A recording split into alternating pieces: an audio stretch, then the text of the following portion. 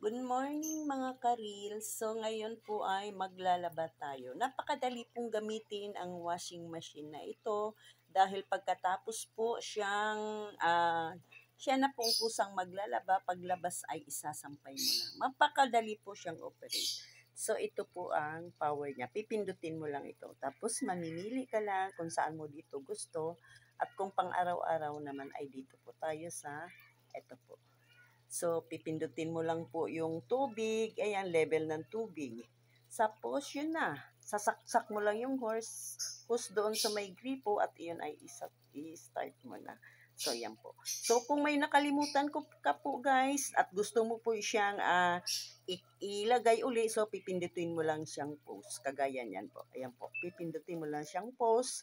Tapos, sa stop na po siya at pwede na po siyang buksan. So, ganito na lang po siya guys. Pwede mo siyang haluin o kaya ilagay mo yung damit na nakalimutan mong ilagay. So, ganito lang po siya guys. O, babalik mo na siya uli, pipindutin mo na siya uli sa start.